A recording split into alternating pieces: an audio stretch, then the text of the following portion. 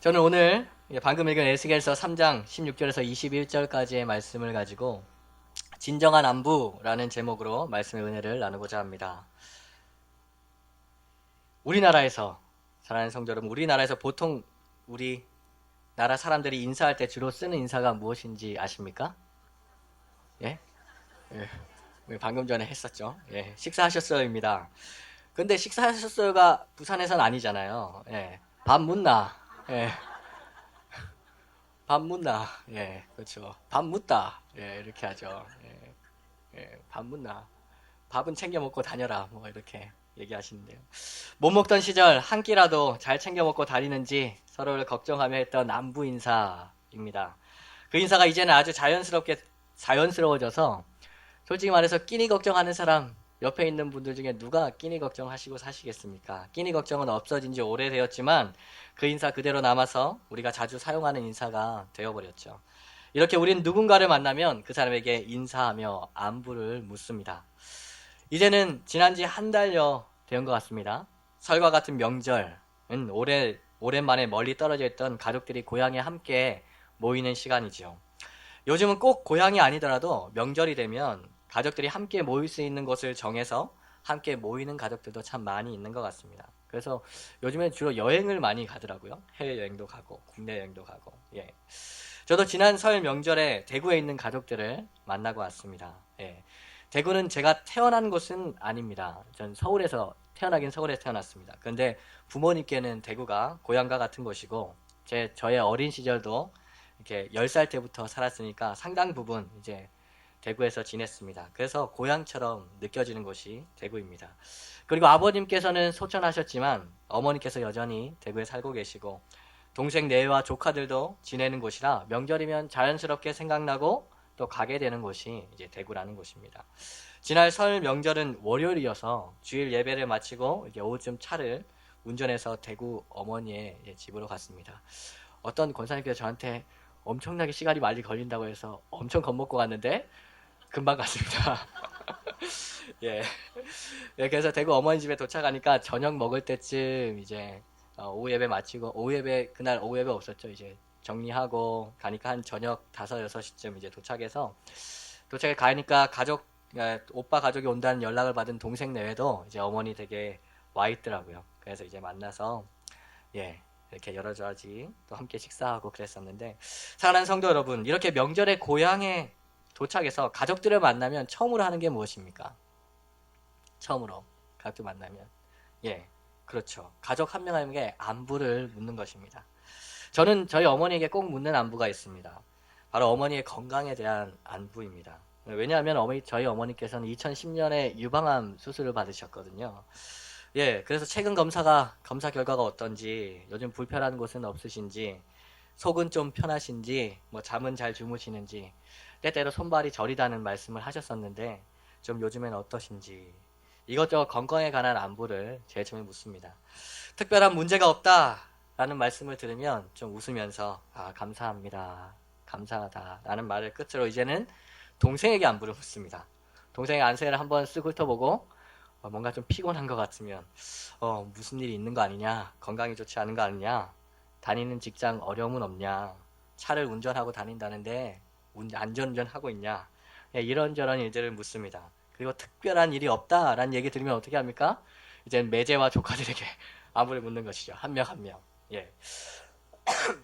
이렇게 명절이든 가족 모임이든 오랜만에 가족들이 한 자리에 모이면 우리는 흩어져 지내던 가족들이 어떻게 살았는지, 어떻게 지내고 있는지 안부를 묻습니다.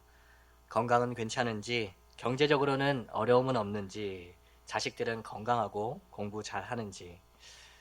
하지만 사랑하는 성도 여러분, 건강 문제가, 재정 문제가, 자녀 문제가 우리 가족들에게 물어야 할 진정한 안부, 진정으로 그들의 안위를 걱정한다면 물어야 되는 진정한 안부일까요? 물론 사랑하는 가족들이 이 세상에서 행복하게 사는 것, 잘 사는 것 우리 신경 써야 합니다. 그것들을 위해 기도해야 되고 우리가 도와줘야 될 부분 힘써 다해서 가족들을 도와야죠. 하지만 우리가 진정으로 가족들을 사랑하고 아낀다면 그들을 정말 내 혈육이라고 생각하고 그들을 친정으로 걱정한다면 그들에게 물어야 할 진정한 안부가 남아있다는 것, 우리는 그것을 기억해야 한다는 것입니다. 그리고 우리가 일상 속에서 만나는 주변 사람들에게도 마찬가지입니다. 단지 식사하셨습니까? 라는 그들의 한 끼 걱정해 주는 그 정도의 인사가 아니라 그 영혼을 향해 물어보아야 하는 진정한 안부가 남아있다는 것, 그것을 우리는 기억해야 한다는 것이죠. 오늘 본문은 우리에게 이러한 안부가 무엇인지를 한 단어로 알려줍니다. 바로 본문 말씀 17절에 나와 있는 파수꾼이라는 단어를 통해서 알려주고 있습니다. 오늘 우리가 함께 읽은 본문 말씀은 에스겔서 1장에서 3장에서 이어지는 에스겔의 소명기사, 에스겔이 하나님의 부름을 받는 그 기사에 포함된 말씀입니다. 하나님은 에스겔이 포로로 끌려갔던 그 갈대아 땅, 그 그발 강가에서 하나님의 영광을 에스겔에게 보여주십니다. 그리고 에스겔을 당신의 선지자로 부르셨습니다. 왜입니까? 이스라엘 민족에게 하나님의 말씀을 전하기 위해서 에스겔을 불렀습니다. 하나님의 선지자가 하나님의 말씀을 전하는 것 당연한 것이죠. 하지만 하나님께서는 에스겔을 당신의 말씀을 전하는 선지자로 세우시면서 에스겔이 담당해야 할 선지자로서의 사명을 특별한 한 단어로 강조해서 말씀해 주십니다. 우리 본문 말씀 17절 다 같이 다시 한번 읽겠습니다. 본문 말씀 17절입니다. 시작. 인자야, 내가 너를 이스라엘 족속의 파수꾼으로 세웠으니 너는 내 입의 말을 듣고 나를 대신하여 그들을 깨우치라. 아멘. 에스겔이 감당해야 할 선지자로서의 사명을 말씀하시면서 하나님은 파수꾼이라는 독특한 단어를 사용하십니다. 방금 읽은 본문에 나와 있는 것처럼 하나님은 에스겔을 이스라엘 민족의 파수꾼으로 세우셨습니다. 하나님은 왜 에스겔을 이스라엘 민족을 위한 선지자로 세우시면서 파수꾼이라는 표현을 사용하셨을까요? 왜냐하면 그것은 아직 이스라엘 민족에게 임할 심판이 남아 있었기 때문이었습니다. 그 당시 시대적인 상황은 이랬습니다. 이스라엘 민족은 이미 두 번이나 바벨론과의 전투에서 패해서 바벨론 포로로 끌려가는 것을 경험했었습니다. 주전 605년 여호야김 왕 때에는 다니엘과 많은 귀족들이 포로로 끌려갔습니다. 주전 597년 19대 왕이었던 여호야긴 왕 때에는 바벨론에게 전쟁으로 패해서 여호야긴 왕을 비롯한 지도자와 기술자들, 수많은 사람들이 포로로 끌려갔습니다. 아마 에스겔도 이 두 번째 포로를 끌려갔던 시기, 여호야긴 왕과 함께 바벨론으로 끌려갔던 것 같습니다. 이렇게 이스라엘 상황은 너무나 처참한 상황이었습니다. 두 번의 전쟁의 패배, 두 번이나 많은 귀족들이 끌려가고 이제는 왕까지 끌려가는 그런 처참한 상황을 맞이했던 것이죠. 하지만 이렇게 처참한 상황 속에서도 대부분의 이스라엘 사람들은 더 이상 자신들의 상황이 나빠지지 않을 것이다, 더 이상의 상황은 악화되지 않을 것이다 라는 희망을 버리지 못하고 있었습니다.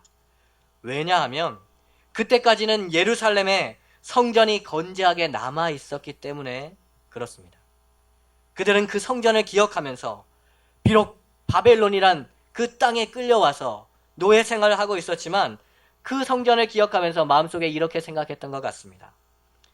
비록 우리가 바벨론과의 전쟁에서 패해서 많은 사람들이 포로로 끌려오긴 했지만 아직 성전이 건재하게 남아있으니까 우리는 분명히 하나님의 선하신 인도하신 가운데 이스라엘 땅으로 돌아갈 수 있을 것이다. 분명히 하나님은 우리를 회복시켜 주실 것이다. 이러한 희망, 이러한 소망들이 남아있었다는 것이죠. 특히 포로로 끌려간 이스라엘 백성 중에 본토, 이스라엘 땅에 토지와 재산이 남아있었던 자들은 더욱 그러한 소망을 붙잡고 낙관적으로 그 바벨론 포로 시대를 바라보면서 속히 돌아갈 수 있을 것이다 라는 근거 없는 희망에 사로잡혀 있었던 것입니다. 하지만 이러한 이스라엘 민족의 부질없는 소망과는 다르게 BC 주전 586년 예루살렘 성전의 파괴의 날은 이미 가까이 다가와 있었습니다. 이러한 상황 속에서 하나님은 에스겔을 파수꾼으로 세워서 이스라엘 민족에게 다가올 하나님의 심판과 예루살렘 성전의 파괴를 포함한 유다 왕국의 결정적인 패망을 선포하게 하신 것이었습니다. 이스라엘 민족으로 하여금 하나님의 심판을 온전히 깨닫고 하나님께로 돌아오게 하기 위해서, 에스겔을 파수꾼으로 세우셨던 것이죠. 사랑하는 성도 여러분, 오늘날 우리가 살아가는 세상도 이 에스겔이 처한 상황과 비슷한 것 같습니다. 아니, 똑같습니다. 이 세상은 마지막 때 하나님의 최후의 심판을 향해서 점점 나아가고 있습니다. 세상에서 많이 일어나는 많은 사건들, 세상의 여러 가지 뉴스를 통해 접하는 이 세상의 전 세계에서 들려오는 많은 사건, 사고의 소식을 접할 때면 우리는 다가올 말세의 징조를 느낄 수 있습니다. 바로 하나님의 마지막 심판의 때가 멀지 않았다는 것이죠. 하지만 세상의 많은 사람들은 에스겔 시대의 이스라엘 민족처럼 헛된 희망에 사로잡혀 있습니다. 새로운 기기들에 열광하고, 최근에도 갤럭시에서 또 새로운 휴대폰이 나왔는데 그런 새로운 기기들에 열망하고 마치 그러한 기기들이 우리의 미래를 밝게 비춰주리라 생각하고 있습니다. 최근에는 알파고라는 그런 인공지능 컴퓨터와 이세돌이 대결했던 일도 있었죠. 이세돌은 한 번의 승리만 거두고 4번을 패했습니다. 그렇게 기술적인 진보들이 일어나면서 인간은 미래를 밝게 보고 있습니다. 이 세상의 종말은 그저 영화에서나 나오는 이야기, 그런 이야기라고 생각하고 하나님의 심판 꿈도 꾸지 않습니다. 이 세상은 그 잔혹한 인간의 죄성이 민낯으로 드러났던 세계 1, 2차 대전, 그런 엄청난 죄악이 관영했던 그런 일들을 겪었음에도 불구하고 이제는 그 일들은 다 과거가 되어버렸습니다. 그 무시무시한 일들, 인간의 죄성이 그대로 드러났던 수많은 영혼이 죽음에 빠졌던 그 일들은 다 잊어버리고 다시금 인간의 두 손으로 인간이 가지고 있는 지식과 능력을 가지고 이 세상에 낙원을 이룰 수 있다 라고 생각하는 시대가 되어버린 것입니다. 그리고 인간들은 그러한 낙관적인 희망을 바탕으로 이 세상 속에서, 살아가는 이 세상 속에서 안정감을 찾으려고 노력합니다. 바로 돈을 통해서, 명예를 통해서, 그리고 권력을 통해서, 그리고 우리가 가지고 누리는 많은 첨단 기기들을 통해서 말입니다. 특히 지금 우리가 살아가는 이 자본주의 시대에는 돈이 가장 큰 안정감을 준다고 믿는 시대 같습니다. 이러한 세상 속에서 우리는 에스겔과 같이 먼저 하나님의 은혜를, 하나님의 영광을 경험하고 이 세상의 파수꾼으로 부름받았다는 것입니다. 사랑하는 성도 여러분, 우리는 이 세상에 임박한 하나님의 최후의 심판, 그것을 알려야 하는 파수꾼입니다. 하나님의 최후의 심판이 도래할 때 이 세상의 모든 것들은 한순간에 사라져버릴 것입니다. 하나님의 심판대 앞에서 이 세상의 돈과 명예와 권력은 아무것도 아닙니다. 무용지물이죠. 아무리 많은 권력과 돈과 명예가 있어도 하나님의 심판대 앞에서 자신의 생명을 구원할 사람 아무도 없습니다. 이 세상의 어느 누구하고도 비교해도 권력과 돈과 명예에서 부족함이 없었던 한 사람을 우리는 알고 있는 사람이 있습니다.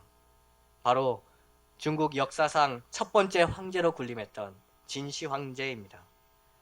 그는 그 당시 중국의 6개 나라를 통합하고 그 넓은 중국 땅을 자신의 한 손에 모든 것을 거머쥐었던 사람이었습니다. 진시 황제가 쌓은 만리장성, 우주에 나가서도 보인다는 그 만리장성은 진시 황제가 얼마나 큰 권력을 가지고 있었는지 우리에게 보여주는 사례이기도 합니다. 하지만 진시 황제가 자신의 모든 것을 동원해서 얻고자 한 것 무엇이었습니까? 바로 생명이었습니다. 영원한 생명.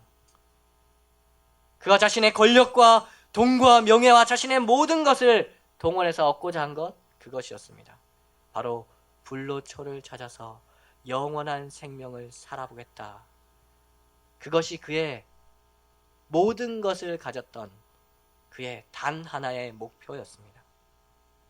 영원한 젊음과 생명을 누리고 싶었던 것이죠.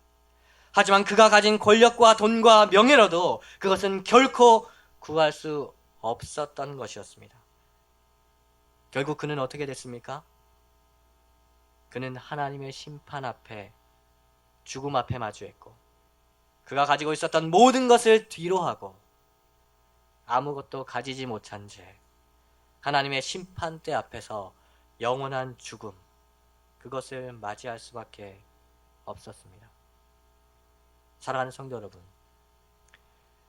우리를 포함한 이 세상의 모든 인간이 처한 현실이 바로 이것입니다. 아무리 많은 것을 가졌든지, 아무리 지금 건강하든지, 아무리 많은 학식과 명예와 권력을 가졌든지, 우리에게 처한 현실, 마지막 때에 우리에게 다가오는 현실은 바로 이것이라는 것입니다. 이 세상의 화려하고 휘황찬란한 것들, 우리를 둘러싸고 있는 그것들 한꺼풀만 벗겨내면 우리에게 남아있는 것은 최후의 형벌인 죽음, 그리고 하나님의 최후 심판밖에는 우리에게 남지 않는다는 것입니다. 그리고 그 하나님의 최후 심판은 이 마지막 시대에 임박해 있습니다. 이 마지막 시대에 우리는 우리 가족, 우리 친족, 우리 지역, 우리 나라, 우리 세계의 파수꾼으로 우리는 세움을 받았다라는 것입니다. 파수꾼 된 자로서 우리가 물어야 하는 진정한 안부, 무엇입니까? 그것은 오늘 우리가 읽은 본문 말씀 17절 하반절에 나와 있습니다. 하나님은 에스겔에게 이렇게 말씀하셨습니다. 제가 읽어드리겠습니다. 너는 내 입의 말을 듣고 나를 대신하여 그들을 깨우치라. 우리는 하나님께서 말씀하시는 것을 가지고 그들에게 진정한 안부를 물어야 합니다. 우리 히브리서 9장 27절, 로마서 6장 23절 다 같이 읽겠습니다. 우리 먼저 히브리서 9장 27절 읽겠습니다. 시작. 한 번 죽는 것은 사람에게 정해진 것이요 그 후에는 심판이 있으리니. 로마서 6장 23절입니다. 시작. 죄의 삭은 사망이요 하나님의 은사는 그리스도 예수 우리 주 안에 있는 영생이니라. 아멘. 우리는 우리에게 주신 이 하나님의 말씀을 가지고 진정한 안부, 진정한 안부를 우리 가족과 주변 사람들에게 물어야 합니다. 사랑하는 내 가족이여, 내 친구여, 내 동료여, 너와 나를 포함한 이 세상의 모든 인간은 죄로 말미암아 죽음이라는 현실에 처해 있고, 그 죽음, 육신의 죽음 이후에는 하나님의 영원한 심판이 있는데, 그 하나님의 영원한 심판을 맞이할 준비가 되어 있는가?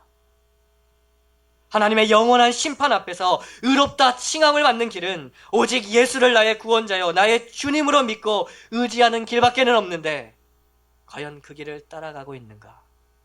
예수를 믿고 의지하고 있는가? 혹시 이 땅에서 먹고 마시고 쉴 곳만을 준비하느라 하나님의 심판대 앞에서 허무하게 사라져버릴 것들, 그것들 준비하느라 더 중요한 영원한 삶에 대한 준비하지 못한 것은 아닌가? 진심으로 그들을 사랑하고 걱정하고 위한다면 우리는 그들이 모르고 있는, 아니 그들이 알 수도 없는 그 영혼들을 위한 진정한 안부를 물어야 한다는 것입니다. 사랑하는 성도 여러분, 하나님은 우리를 이 어두운 시대에 파수꾼으로 부르셨습니다. 하나님의 파수꾼으로 부름받은 우리가 물어야 할 진정한 안부, 그 진정한 안부 잊지 마시기 바랍니다. 임박한 하나님의 심판을 알지 못하는 세상, 그 세상 속에 사는 사람들은 결코 묻지 않는, 아니 물을 수도 없고 묻지 못하는 영원한 삶에 대한 진정한 안부를 우리가 물어보고 마지막 때를 준비할 수 있도록 해주어야 합니다. 이것을 위해서 하나님께서는 우리에게 먼저 찾아오셨고 우리에게 먼저 은혜를 주셨으며 우리에게 먼저 구원의 은혜를 허락해 주신 것입니다. 우리가 우리의 가족과 주변 사람들에게 물어야 할 진정한 안부를 확실히 기억하고 마음에 새기며 살아가는 성도님들 되시기를 주님의 이름으로 축복합니다. 하지만 사랑도 여러분, 파수꾼의 이야기는 여기에서 끝이 아닙니다. 하나님께서 파수꾼이란 단어를 사용하신 이유는 이제 곧 다가올 임박한 하나님의 심판을 알려야 하는 그 이유 때문이기도 하지만 그것만큼 중요한 이유가 또 한 가지 있습니다. 그것은 바로 파수꾼이 가져야 하는 책임감을 강조하기 위해서입니다. 우리 본문 말씀 18절 하반절과 20절 하반절 다 같이 읽겠습니다. 18절 하반절부터 읽겠습니다. 시작. 그 악인은 그의 죄악 중에서 죽으려니와 내가 그의 핏값을 내 손에서 찾을 것이고 20절 하반절입니다. 그는 그의 죄 중에서 죽으려니와 그의 핏값은 내가 내 손에서 찾으리라. 아멘. 두 구절의 말씀에서 하나님께서 분명히 말씀하고 있는 것 무엇입니까? 내 손에서 찾을 것이고 내 손에서 찾으리라 라고 하나님은 분명히 말씀하고 계십니다. 죄 중에 죽은 자의 핏값을 바로 파수꾼으로 부름받은 그 파수꾼의 손에서 찾으시겠다는 말씀입니다. 무엇 때문에 그렇습니까? 바로 파수꾼으로서의 책임을 다하지 않았기 때문입니다. 사랑하는 성도 여러분, 악인에게든 의인에게든 하나님의 말씀을 제대로 전하지 않아서 그들이 자신의 죄로 죽었을 때 분명히 그들이 죽은 것은 그들 자신의 죄 때문입니다. 하지만 파수꾼으로서 그들에게 임박한 하나님의 심판을 알려주어야 하는 책임이 파수꾼에는 있다라는 것입니다. 악인이든 의인이든 그들이 자신을 돌아보고 스스로 임박한 하나님의 심판을 대비하는 것은 그들 자신의 책임이지만 그들에게 임박한 하나님의 심판을 알려줄 책임은 파수꾼에게 있다는 것입니다. 그 하나님의 심판을 전하지 않은 것에 대한 책임, 하나님 파수꾼에게 묻겠다라고 말씀하고 계시는 것입니다. 사랑하는 성도 여러분, 이 하나님의 말씀은 결코 가볍게 듣고 넘길 말씀이 아닙니다. 하나님께서는 우리 가족을 포함한 우리 주변의 수많은 영혼들에 대한 파수꾼으로 부르시고 파수꾼으로 세우셨습니다. 우리는 이 파수꾼으로서의 책임으로부터 결코 자유로울 수 없습니다. 하나님은 우리를 당신의 자녀요, 당신의 백성으로 부르셨을 뿐만 아니라 하나님 나라의 파수꾼으로도 분명히 부르셨다라는 것입니다. 하나님께서는 어두운 세상 속에 있는 당신의 자녀와 백성들을 구원하시기 위해 우리를 파수꾼으로 세우셔서 세상 속에 임박한 하나님의 심판과 구원의 길을 전하라고 하시는 것입니다.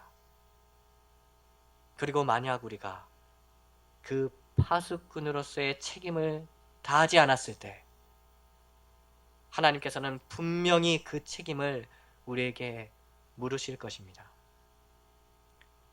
그의 핏값은 내 손에서 찾으리라.